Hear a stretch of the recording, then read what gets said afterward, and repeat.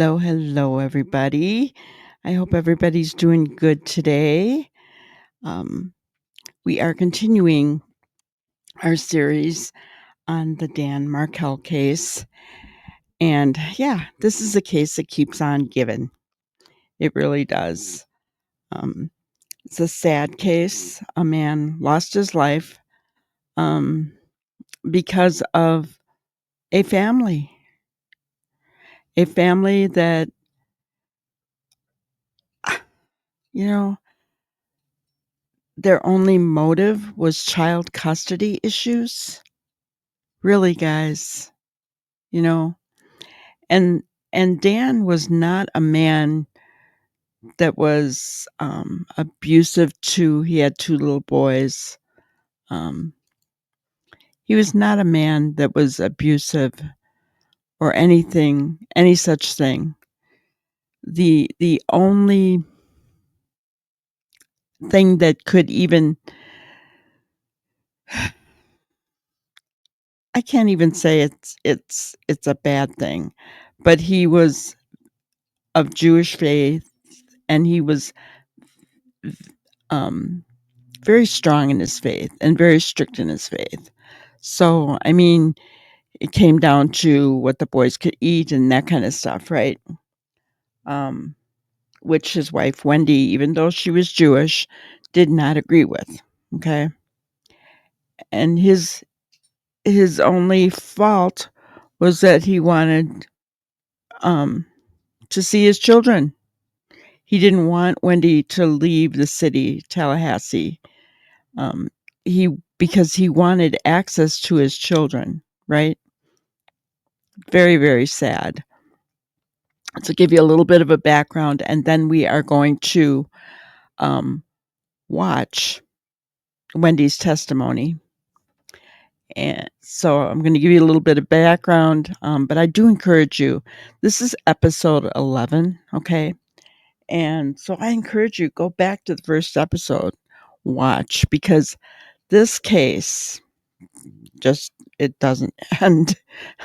I don't know if it's going to end. It just keeps going. I mean, I guess at some point they'll run out of family members, but let's continue. So Dan was born on October 9th, 1972. He was a Canadian-born attorney and a law professor who wrote various works on retribution in criminal law and sentencing, with a focus on the role of punishment in the criminal justice system. Kind of interesting, considering how he died. He was a professor at the Florida State University, and he was okay. And I'm just going to put in a disclaimer here. I use the word unalive because I can't use the other word, the big M. Okay. Because YouTube will dock me. So I don't want to see snarky comments about it. If you don't like it, just move along. We don't put up with snark and sarcasm and hate here. Okay.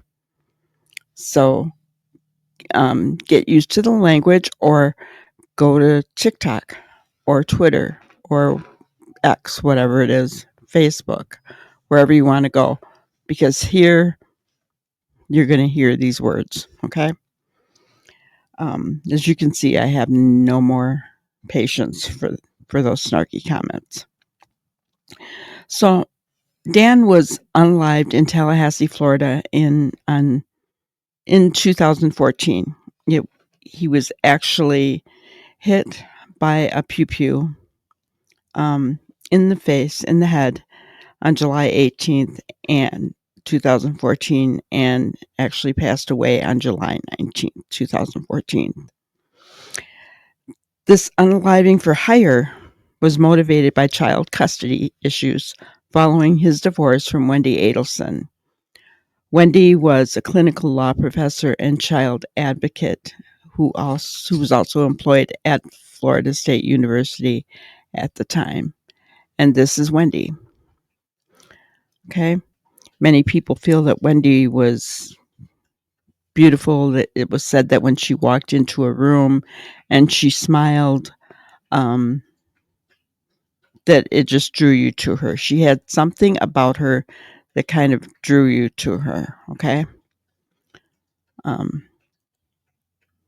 So 4 individuals have already been convicted in this case, okay? Charlie is Wendy's brother and Dan's ex-brother-in-law, right? He was convicted of first-degree unaliving, conspiracy to commit unaliving, and solicitation of the same, and sentenced to life in prison plus an additional 30 years each for the conspiracy and solicitation convictions. Her own brother, okay? Sigfredo Garcia, on the far right of this picture,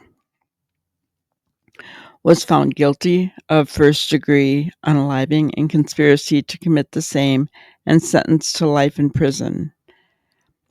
After a mistrial in her original trial, Catherine McManawa, in the middle here, was found guilty of first-degree unaliving, conspiracy to commit the same, and solicitation of the same in a retrial, and sentenced to life in prison plus 2 consecutive 30-year sentences. Louis Rivera, on the far left, pled guilty to second-degree unaliving and was sentenced to 19 years in prison. Okay? Louis, cut a deal with the prosecution. He, at the time that he was arrested or, talked to about this unaliving of Dan, he was already in prison on other unrelated charges. Okay? I encourage you to go back and watch the episode strictly on him. Okay? Now, I said this case keeps on giving. Well, this is Donna Adelson, who is Wendy's mother, Dan's former mother-in-law, and Charlie's mother as well. Okay? She's in orange. Do you see that? Well, she was arrested at the Miami International Airport on a warrant from Leon County. She was flying to Vietnam, a country that has no extradition treaty with the United States. She is charged with first-degree unaliving, conspiracy to commit the same, and solicitation of the same. Her trial was originally scheduled to start in September of 2024, but now it's looking like it's going to be June of this year, 2025, somewhere in there. Now, something to note, neither Dan's ex-wife, Wendy, nor Wendy's father, Harvey, have been charged, but both have been named by prosecutors as conspirators in this unaliving. So, when Donna's trial comes, we will certainly report on it. But today, we're watching Wendy's, the defense cross-examination of Wendy in her brother Charlie's trial. Okay? And the reason that we're doing this is, like I said, it is the case that keeps on giving, guys. So I'm curious. First, we had these 3, right? Because Louis on the far left gave up everything he knew. Okay? Then, after their trials were done, Charlie was arrested. Okay? He was convicted and sent to prison. And it was like 3 days after Charlie's trial, Donna was arrested. Now we're going to have her trial. Is it going to keep on giving? I mean, guys, you got to wonder, is Wendy a part of this? How could she claims she didn't know anything. How can she claim that? Right? How could she claim that? So We're going to continue to listen, and yes, I'm playing her whole testimony in Charlie's trial. And the reason that I'm doing this is I think that we need to have a clear understanding of Wendy and who she is. Okay. I think that's very important, not only for her mother's case, but also of her potential involvement. Now, I know that there are people out there who don't believe that Wendy was involved. That's, that's your opinion. You have every right to it. Okay. I encourage comments in chat. I really do, guys. I just please don't attack other people in the chat for their beliefs and their opinions in this case. Okay. This case is very heated, guys. It really is. Do I know that Wendy is guilty? No, I don't know that. I don't know that at all. I do think she knew something. Even though she says she doesn't, I do think she knew something. Do I think she was a mastermind? No.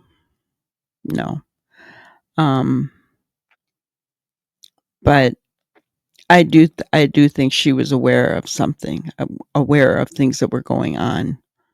You know, whether she was involved in it, I don't know. But the police call her a co-conspirator. Look at how many conspirators there are in this case, guys. There were those three. There was Charlie. There's Donna. How could Wendy not know? My opinion. So let's go ahead and watch the defense's cross, okay? Let's take that off of there. Going to present my screen.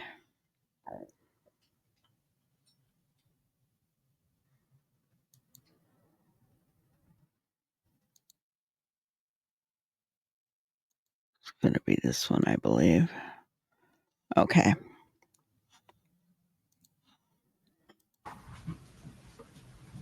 Growing up, you were pretty close with your parents? Yes. Fair to say they were middle class? Yes, You went to a public high school? I did. You did pretty well in high school, right? I was valedictorian. But around a year or two before you went to college, your father was a victim of a Ponzi scheme, correct?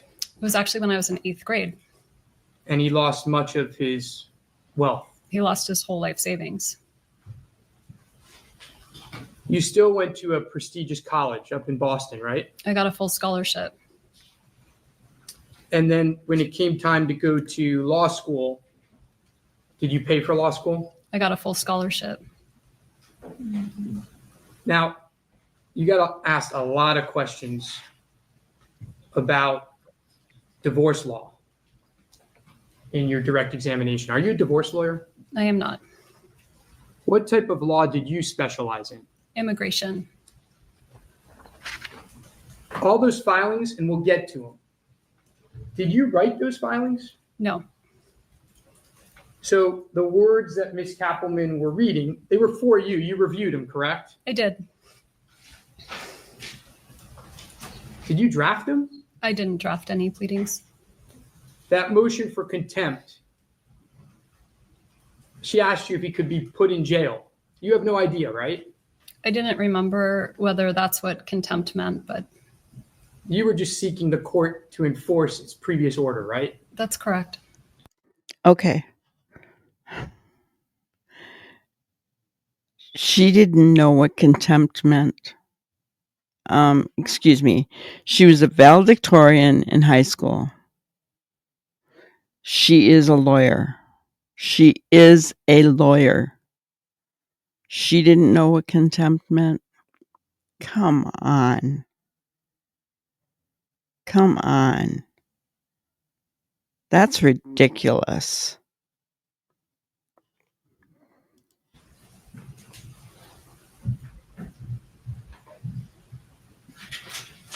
Now, remember you said that during these filings, this is the same exhibit, that you thought you talked about some other things and Ms. Kappelman said, nah, it's not in there. Remember that? I do. Can I borrow that binder?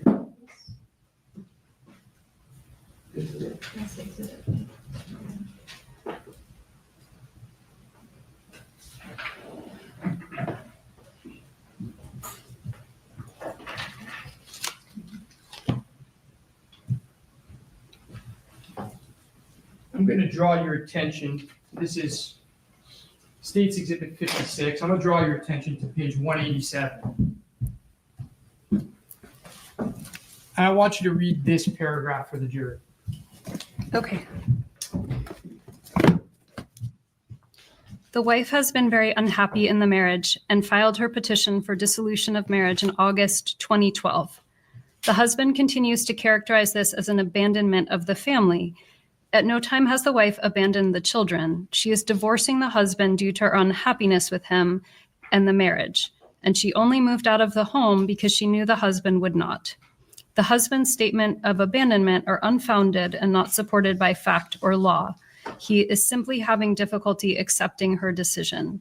In fact, he is having so much difficulty that he has told several of her colleagues and friends that she must have mental health issues. You can stop there. Okay.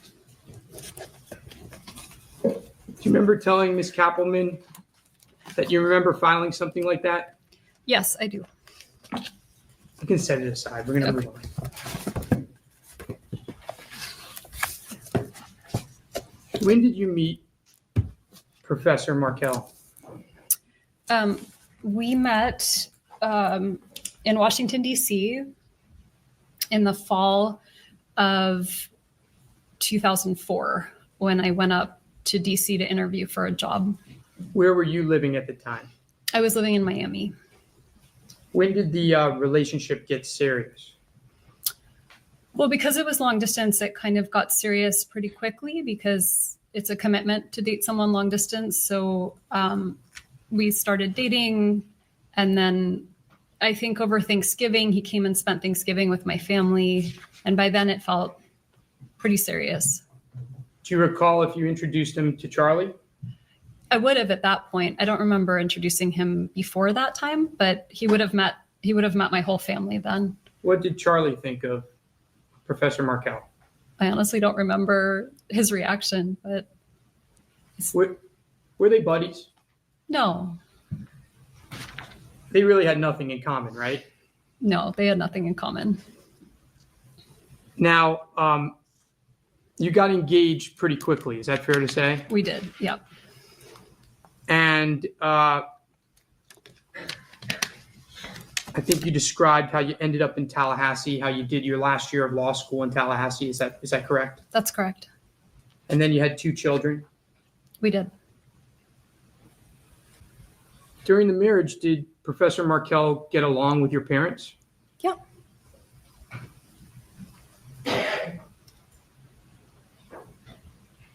Now, skipping a little bit ahead, then we'll go back.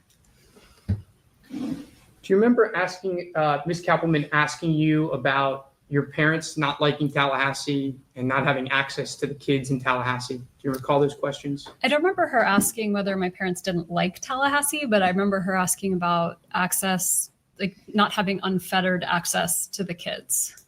And do you remember talking about how your parents were looking for real estate in Tallahassee? Yeah, my parents were trying to buy a house here. Do you recall that after you got divorced, they contacted a real estate agent named Tim Kelly to buy that house? Yes. During the course of your marriage, I think you said you were close to your brother, Charlie. Yes.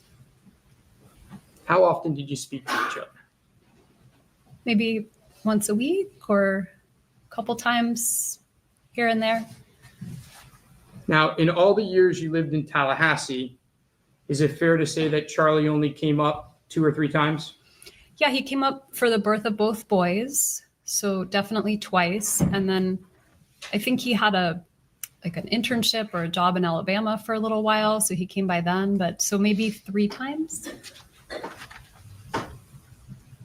Now, you described that there came a time when you and Professor Markel started to have some marital issues.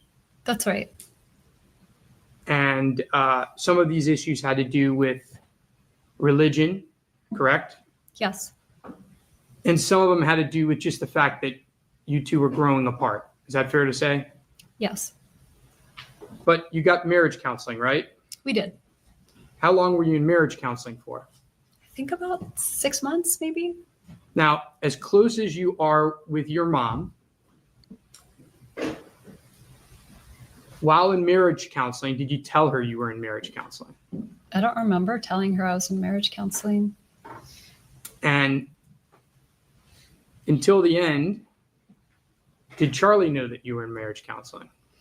I don't know if I talked to my family about being in counseling. Do you recall a time when you and Charlie, you were down in South Florida and you told him that you were having marital problems? I do. And what was Charlie's reaction to that? I mean, he was supportive of me. I remember him saying, life is short. So if you're unhappy, then, you can make a different choice. Do you recall a dinner at the Melting Pot where you told Charlie that you had decided to file for divorce? I do. And when you told Charlie that you were going to file for divorce, did he have anger and hatred towards Professor Markel? No. Was he sad because he knew that this was going to affect his nephews? I don't think he was really sad. I mean, honestly, I think a lot of people wondered why I got married to Danny in the first place. And my friends were very supportive when I decided to end the marriage. Now, you actually filed for divorce in September of 2012. Is that right? That sounds right. And when you filed for divorce, let me say this. When you left the home, I think that was discussed in the direct, Professor Markel was out of town, right? He was. I called him and let him know that I had filed. You're a non-confrontational person, right? It is not my best quality, yes. But you had been in marriage counseling for quite some time before you left the home, right? Yes.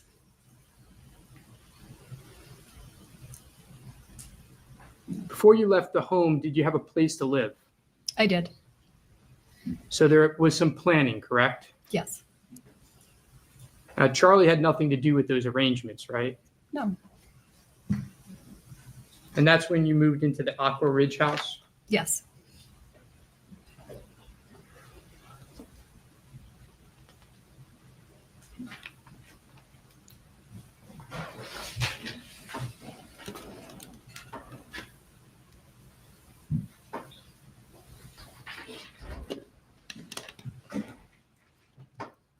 I'm showing you what's marked as Defense Exhibit 1 for identification purposes only.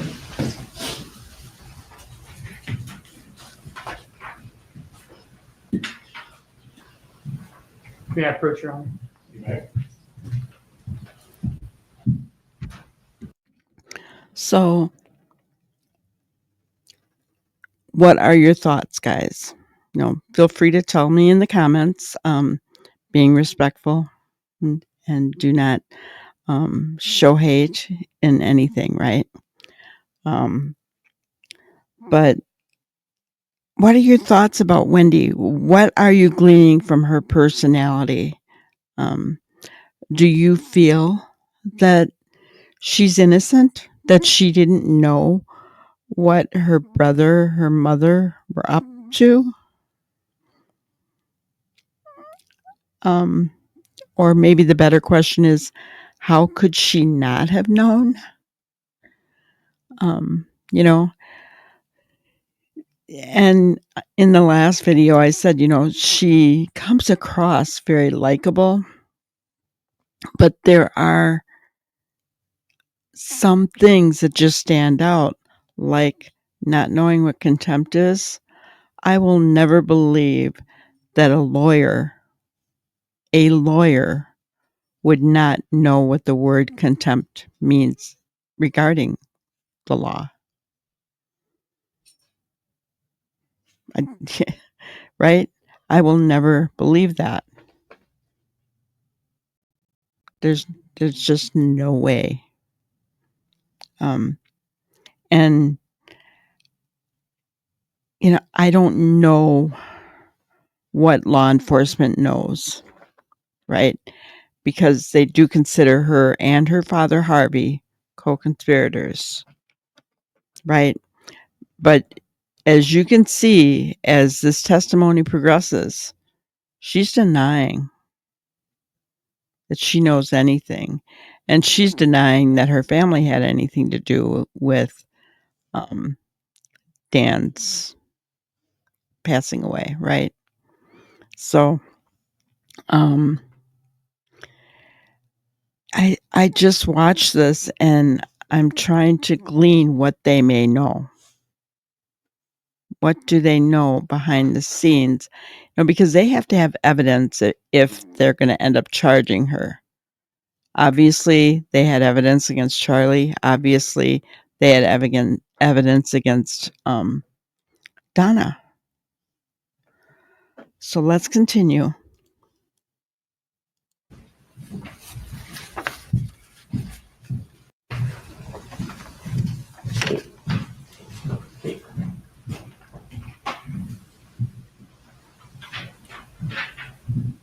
Do you recognize the email addresses on this document?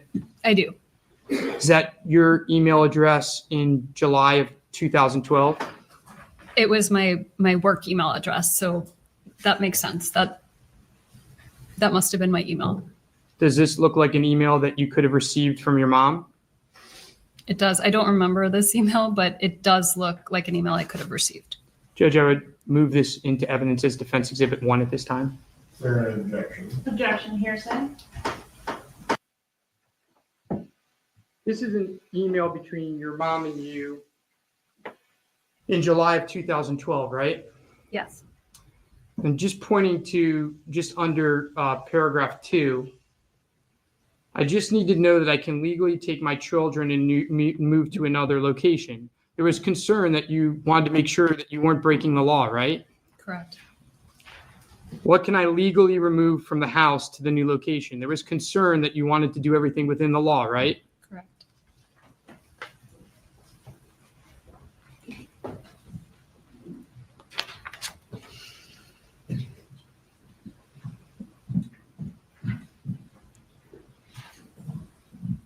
Now, we've heard a lot about this TV already.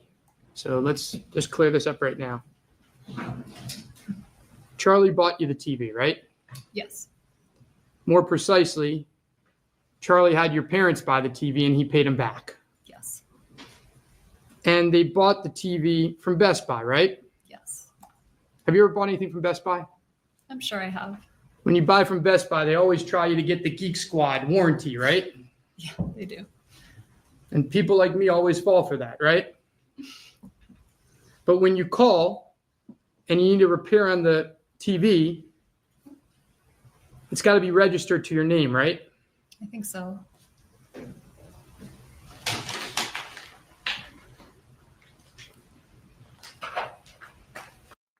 Okay, guys, he's asking this question because prosecution believes that text or emails or whatever they were about the TV were code for Dan's death. So just that he is trying to say that it was not, and I think that in itself is difficult for the prosecution to prove. If everybody denies it, I don't know that they can prove the theory that the TV and the TV repair were code.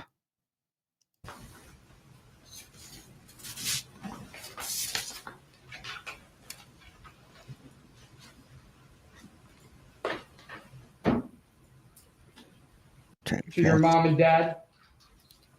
I don't know offhand, but if they're the ones who bought the TV, then they probably bought the, Geek Squad policy that went with it too. If I showed you the receipt, would that refresh your recollection? I don't really have an independent recollection, so I don't think so. We'll come back to that.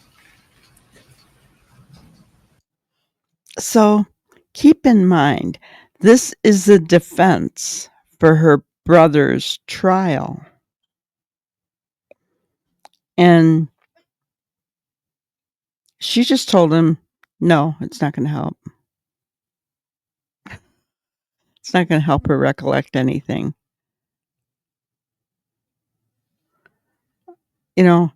Does that make her look innocent to you guys? I'm just curious. Because she's not agreeing to everything the defense is saying.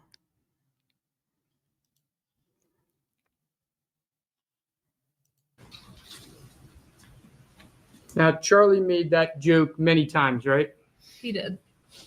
He never told you he actually looked into hiring a hitman, right? No. Did you think he was serious? No. By the way, the state has you as a co-conspirator with Charlie Adelson, right? I believe so. But they also have you, according to them, blurting out during an interview that your alleged co-conspirator did the murder. Does that make any sense? I don't understand the question. Let me rephrase. They have you guys as co-conspirators. They think you did a murder together, right? I think so. That's what they believe. If you did a murder together, why would you have blurred out a statement like that? I clearly would not.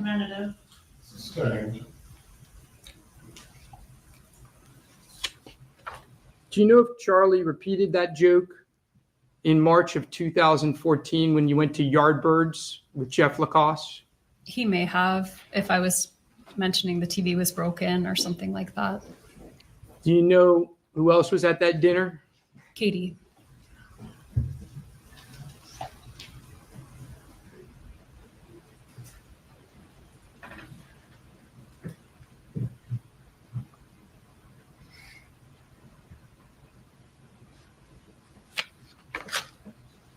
During your divorce,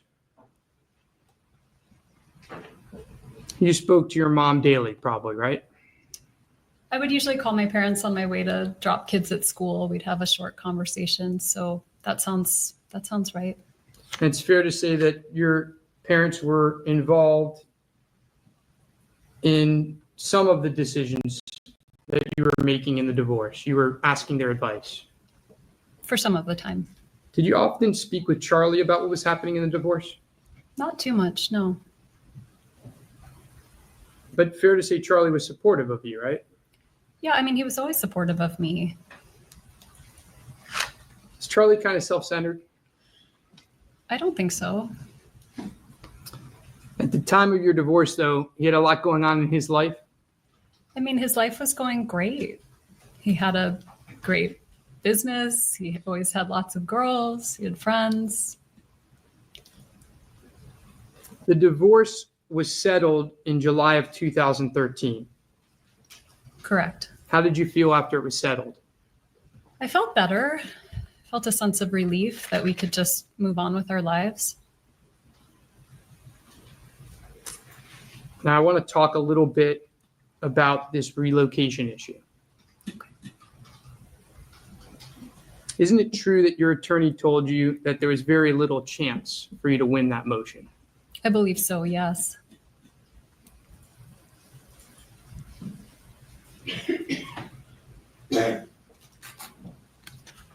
Where were you working in Tallahassee? Let's go backwards, actually. In 2007, when you were married, where were you working in Tallahassee? At that time, I would have been working at the FSU Center for Human Rights. And you were lobbying for anti-human trafficking legislation? I was primarily representing victims of human trafficking, but I did a little bit of lobbying too. But the funding for your job ran out and you lost your job, right? Yeah.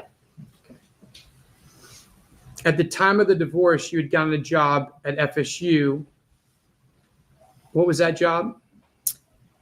At the time of the divorce, I was adjunct teaching a few classes at the law school, and I had a number of different jobs at FSU, but by that point, I was probably running something called a medical legal partnership, where I would work with the law school, the medical school, and the social work school to help the students work together to try to help solve legal problems that clients had.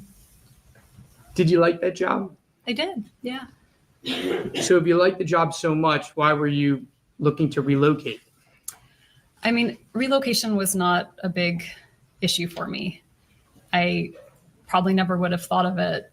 A friend suggested it to me that it might be helpful. Maybe I would get more time with the kids if I could relocate. But I wasn't really focused on it. I didn't think it would happen, and I was pretty happy being at my job.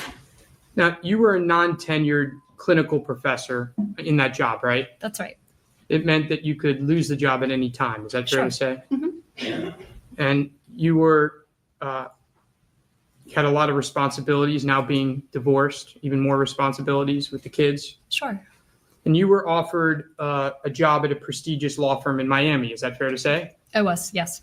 And that job was going to have a pretty big salary increase. Yes. And it was going to give you an opportunity for more stability. Fair enough? Yeah. You were also going to have the benefit of family Sure. in South Florida who could help you with the kids, right? Yeah. Now, even with this relocation request, was it ever your intention for Professor Markel to be absent from your boy's life? Never. No.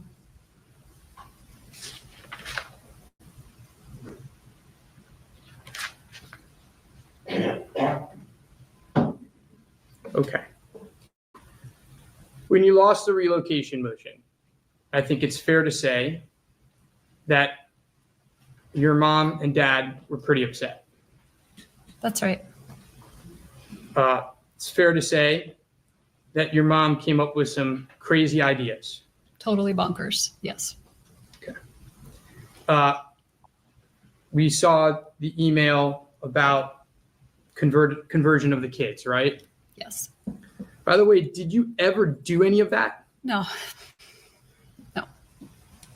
So you never dressed the kids up, you never baptized them, you never took a picture of them? No. Okay.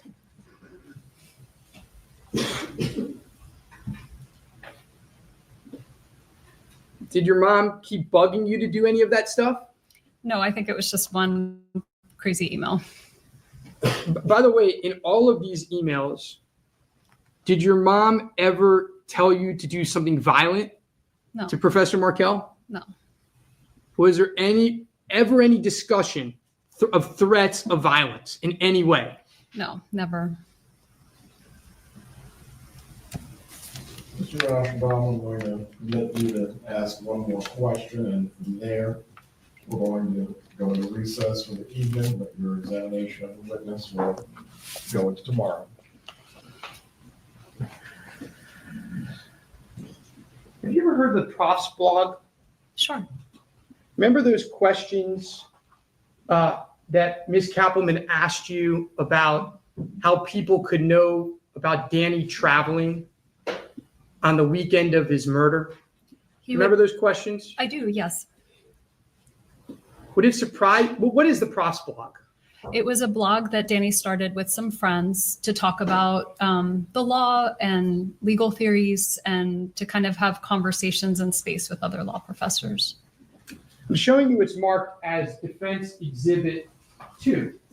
And this will be quick, Your Honor. I promise. I was going to say, we went from 1 to 5 real quick. It'll be quick. Please show your exhibit to the witness.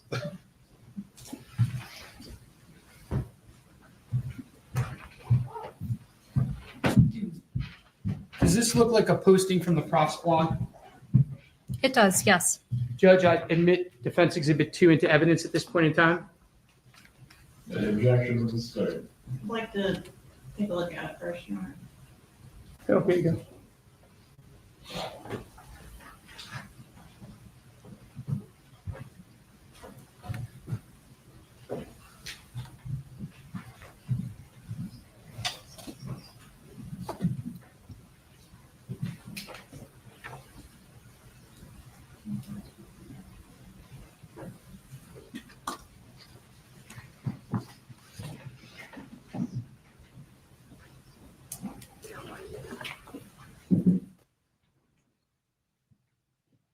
Objection, hearsay, Your Honor. Right. You don't have to approach. We're going to handle this without the jurors. I'll ask it one last question, and then we can, if you would, we can handle. One means one, not. One means one. Do you know if Professor Markel would frequently post his travel schedule on his prof's blog? He would post it on his prof's blog and on his Facebook. That's my one question. Do you recall that? Okay. So, we are going to jump to part 2 for the long crime on this one. So what the prosecution had done was try to get Wendy. They were trying to say that Wendy was the one who told Charlie and Catherine McBanawa, that the unaliving had to be done that day on the 18th, July 18th, because Danny was leaving on the 19th to go to New York. Okay. So what they're setting up now here is that Danny allegedly said something on his blog and Facebook about the fact that he was leaving. Okay. So let's continue on with this one. Make sure we're on the right one here.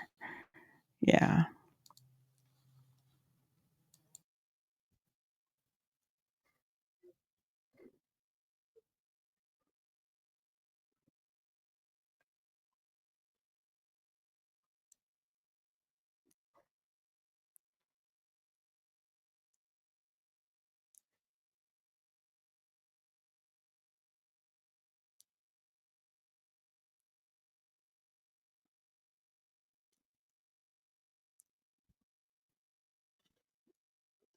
When I watched Charlie look at her,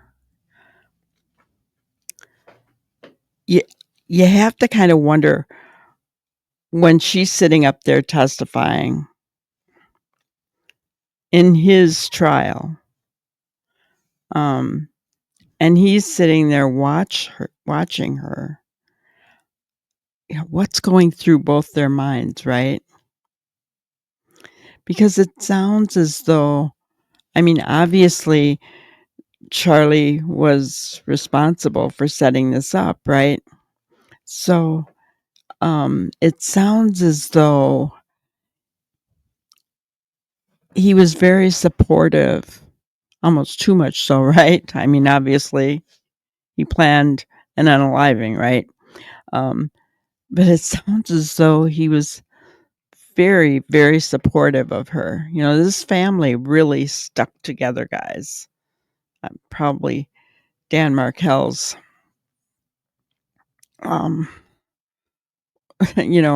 worst decision he made in his life was marrying Wendy, other than the fact that I'm sure he didn't regret having his 2 little boys, who are now 14 and 15 years old, guys. But yeah, I just watched the 2 of them, him looking at her as she's testifying and wondering what her thoughts are. Do you think that she tried to throw Charlie under the bus? In her testimony, and I encourage you guys, or in her interview, I encourage you guys to go back and look at her interview, because when the police ask her, who do you think could have done this? She brings up Charlie right away, but she says, he wouldn't have done it, but he made a bad joke. Well, I don't know about you, but if my brother made a bad joke, I certainly wouldn't repeat it to police. I mean, come on, because to me, that's throwing him under the bus, right? I don't know. Let's continue.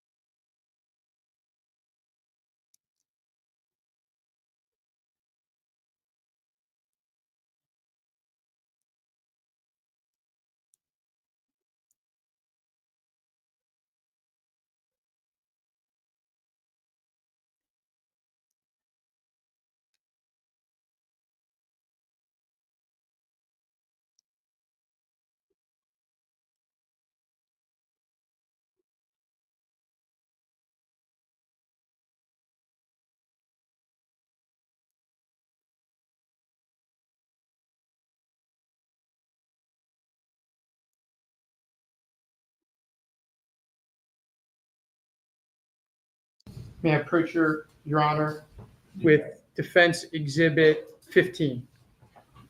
Sorry, guys. Just realized I hadn't shared this tab.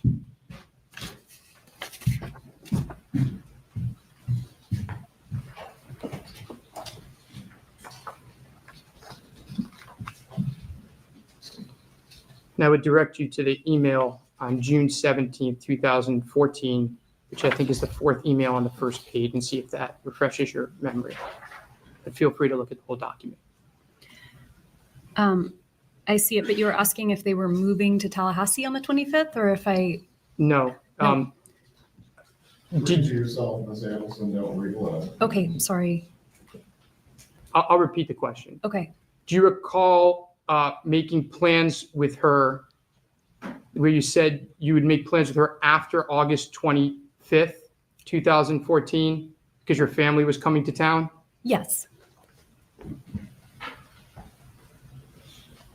And that happened, that correspondence was in late June of 2014? Yes.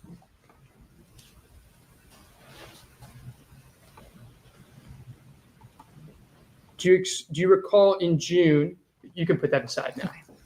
Do you recall in June of 2014, late June of 2014, expressing interest in joining the board of a Tallahassee-based child advocacy nonprofit called American Children's Campaign? I do. That was in Tallahassee, right? Mhm. Do you recall scheduling a meeting for July 23rd, 2014, with a Professor Van Dern with the FSU College of Medicine? So I don't, but I ran a medical legal partnership. So I would have been setting up meetings with the medical school, with the law school, with the social work school. So that would have been normal, but I don't remember it specifically.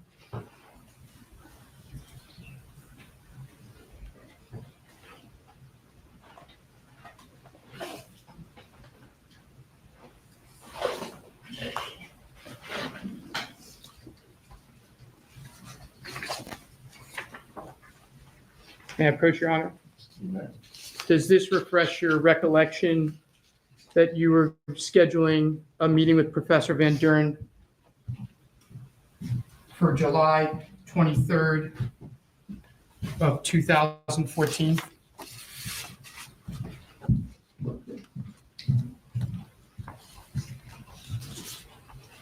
Yes.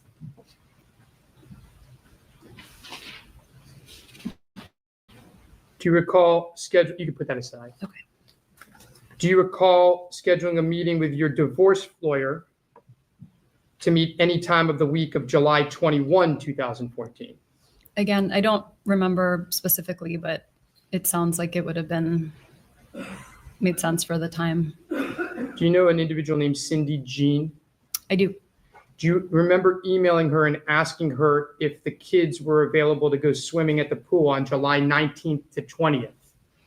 I don't remember, but it sounds like something I would have asked. May I approach Your Honor with Defense Exhibit 20 for identification purposes only? You may.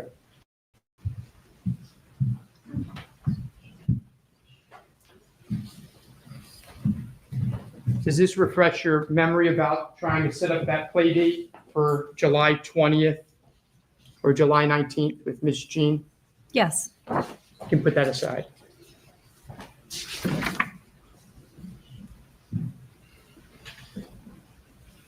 Do you recall that your mom planned to visit Tallahassee in November of 2014?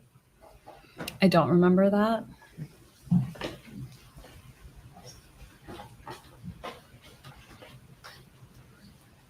I'm showing, may I approach Your Honor with Defense Exhibit 21 for identification purposes only? You may.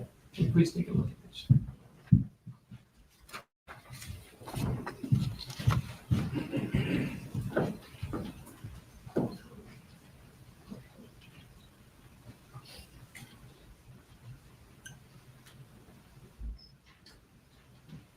Yes.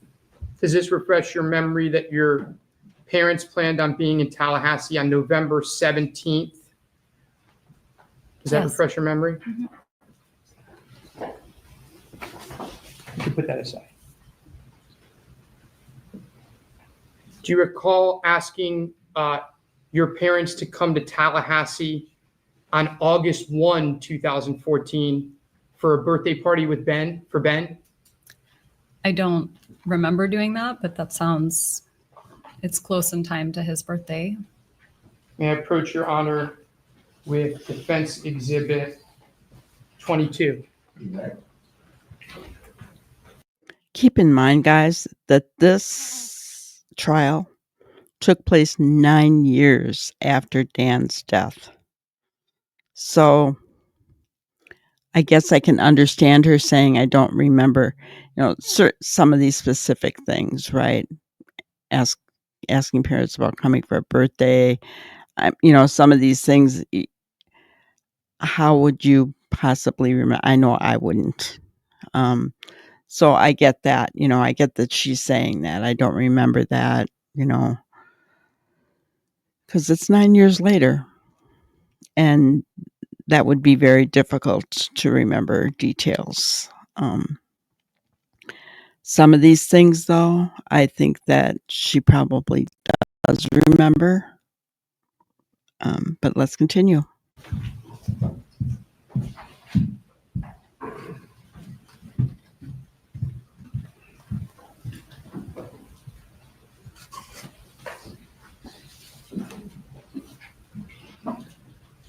Does this refresh your recollection that you were going to have a birthday party for Ben in Tallahassee in early August of 2014? That's right. You can put that aside.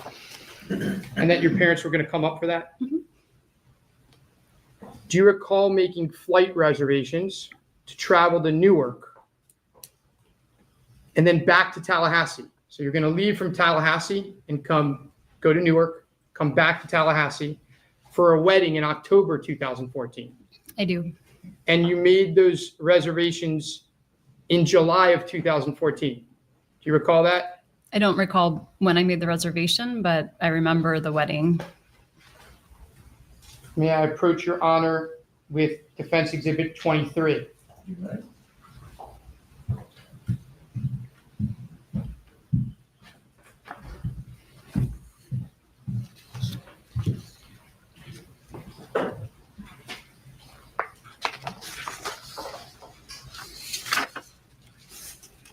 Does this refresh your recollection that the reservation was made sometime around July 14th, 2014? Yes. That you were booking tickets for a wedding in New Jersey on October 24th, 2014? Yes. And the cost of those tickets were over $400, right? That's right. You put that aside. Those tickets weren't to go back to Miami, were they? No, it was Tallahassee to Newark, Newark to Tallahassee. Why did you make those tickets to go back to Tallahassee? That is where I lived.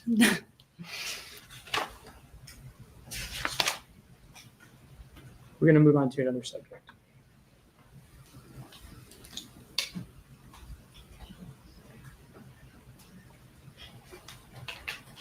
Ms. Kappelman talked a little bit yesterday about. So I think that she booked these tickets for a wedding that was going to, she was going to fly out to New York in October, and she booked them in July. In July, she was living in Tallahassee. Okay. But after Dan was gone, she moved her children to southern Florida by her parents. So that was why the questions of why did she, so I understand why they're asking her this, because she didn't live in Tallahassee anymore at the time of the wedding in October, but she had booked those tickets before she had moved. Make sense? Listen to a little bit more. The litigation that occurred after the relocation litigation with Professor Markel. You recall that? I do. And there were these pieces of litigation back and forth about money and about filing false affidavits. You remember those? Yes. It was what was called the motion against your mom that Professor Markel filed. You recall that, right? I do. Okay. With regards to the motion that Professor Markel filed claiming that you and your attorney filed a false affidavit, did you get the sense that you were going to prevail on that litigation? Yes. Was the judge getting frustrated with Professor Markel on that litigation? Very. Did the judge admonish Professor Markel regarding that litigation? The judge said he needed to stop. Were you concerned about getting disbarred? No.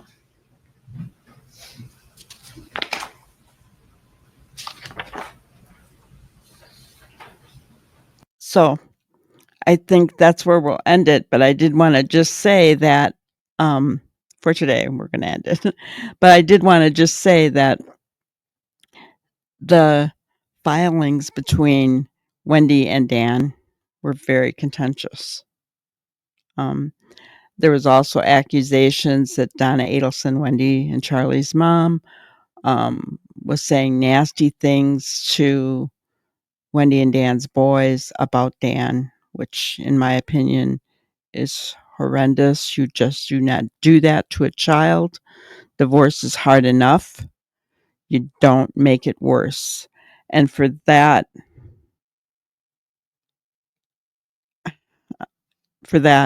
I'm angry with Donna Adelson for if that indeed happened, because that's just so wrong for children, really wrong for children. So yes, there was a lot of contention between these two and their filings back and forth. Okay, so we'll get into that on episode 12, guys. But what I'm going to do, anyone that has been here before, you know that I always leave you with my grannyism, my granny thought for the day, okay? Behind every wolf in sheep's clothing is a trail of dead sheep. behind every wolf in sheep's clothing is a trail of dead sheep. Just a thought. And it's not necessarily for this case. It could relate to a lot of different cases, right, that are going on right now. So I want to thank you guys so much. I do ask you to keep the Markel boys in your prayers. I can't imagine what they have seen and what they have heard. One of the things that we do know is that a year after Dan's demise, Wendy changed their last name to Adelson, from Markel to Adelson. One of the boys also had a middle name, I think a grandpa on Dan Markel's side, and she dropped that name. So it's like she was trying to remove every ounce of anything that had anything to do with Dan from these boys' lives. And that's not fair to them. Like I said, now they're teenagers, and you've got to wonder what they have been through. Okay. Am I saying that Wendy was a bad mom? No. I mean, I don't know that, right? We don't know that. But just their father being unalived, their uncle and their grandma being arrested for his death, their uncle's girlfriend in the middle here. I mean, so much that these kids have gone through, right? It's just horrendous. But I want to thank each and every one of you for watching the video. Be sure to hit the like, subscribe button, even share the content. Please remember, don't show hate. Don't put hate in the comments. Don't attack anyone in the comments, guys. Anyone. Because that's not what we are about here. Excuse me. That's not what we are about here at Granny's Crime Busters, okay? Thank you and have a wonderful day. Thank you for watching another episode of Granny's Crime Busters. We really appreciate each and every one of you. Don't forget to subscribe and like and even share the content. You can follow us on any of our other social media platforms at YouTube, Twitter, Instagram, Facebook, and TikTok. We really appreciate you guys, and you can also email us at grannyscrimebusters@gmail.com. Thank you so much, and we will see you on the next one. Thanks, guys.